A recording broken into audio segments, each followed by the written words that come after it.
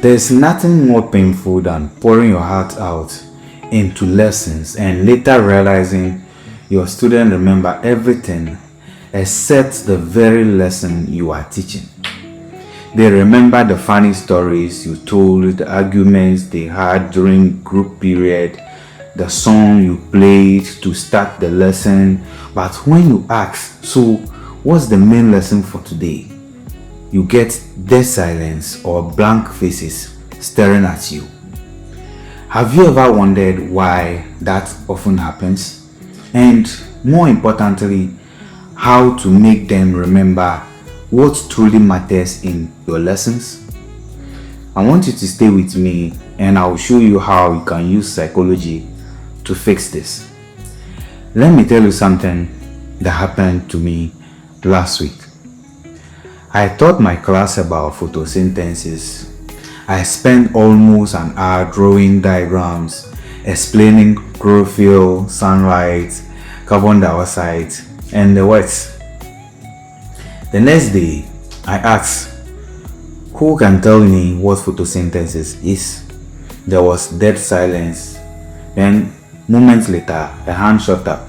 I was impressed finally, until the student said, "Sir, that's the one where you said it happens when the leaves cook their own food like a chef in a restaurant." Is it funny, right? They remembered the story, not the science I was trying to teach them.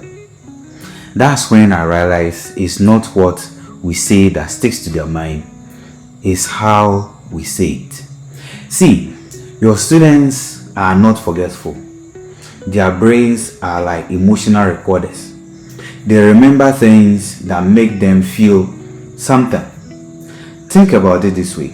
They can remember an entire song lyric, the drama that happened during break time, a movie that they have watched days ago.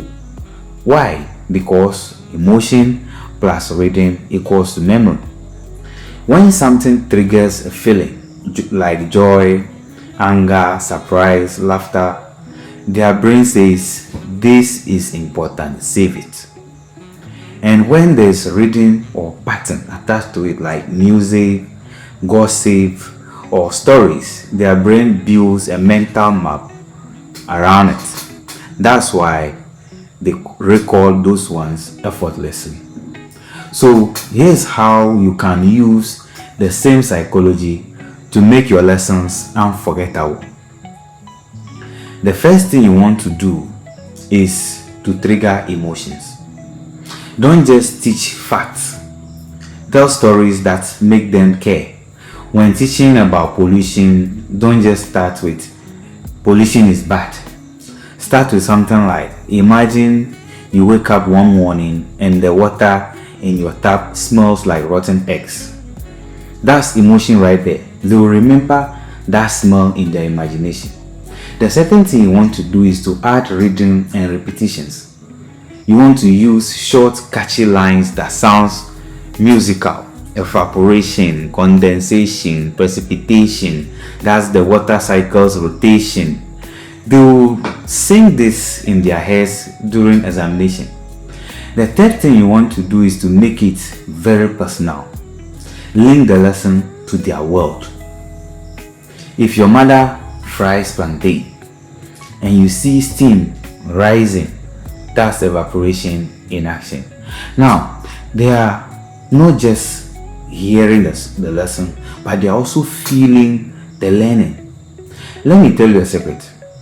You've already been doing this without realizing. Every time you told story to explain a concept, every time you use humor, drama, or rhythm, you activate the part of the brain that turns moments into memories. You just have to shift the spotlight from the story itself to the message hidden in the story. When you make the lesson the emotional climax and not the story, they will never forget the lesson. So the next time your students remember the joke but forget the fact, don't get discouraged.